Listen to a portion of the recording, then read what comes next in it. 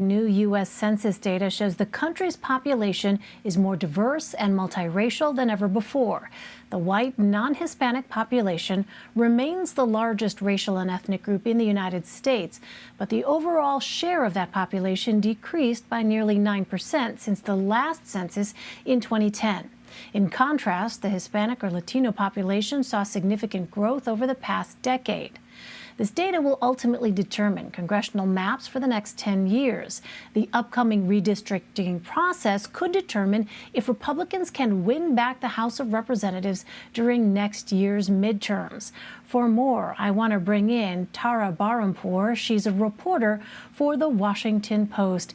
Tara, welcome. The U.S. Census Bureau reported the slowest overall population growth since the Great Depression.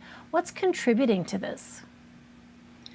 That's true. Basically, the population has been shrinking, and part of the reason has been a factor of the Great Recession. Millennials had been putting off having children, but also there's been a slowdown in immigration, and the immigrant groups that had been sort of fueling a lot of the growth before have been maturing, and also their fertility rates have subsequently been going down, sort of more in line with the white population and the previous people, the previous population's rates. Well, at the same time, metro areas across the country saw significant population increases over the past 10 years. Which areas saw the most growth? That's right. The fastest growing city was actually Phoenix, which bumped down Philadelphia as the fifth largest city. The other cities, big cities, Houston, New York, Los Angeles, Dallas, all stayed, kind of well on a big growth pattern, while smaller areas, less than 10,000 people, really were shrinking more than ever. And so the big cities and counties are getting bigger, and the small counties are getting smaller. As we previously mentioned, the census concluded that the number of Caucasians in the U.S. decreased for the first time since the 18th century. Why?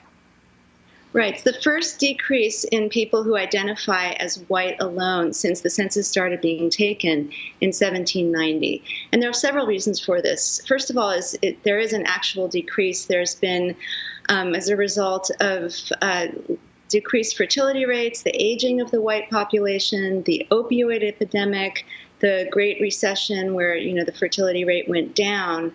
That's all a big factor. But also, there's been a sort of a evolution in the way that people self-identify and the way that they can self-identify in the census. So there's a lot more mixed race people in that category. There's people who think of themselves as more mixed race, and it's easier for them to fill that out in the survey now. And so you'll see the numbers of mixed race people going way up. That's so interesting because the terminology used obviously reflects the changes in our understanding of these kinds of racial and ethnic issues. Tara, what did the latest data tell us about the younger populations in the U.S.?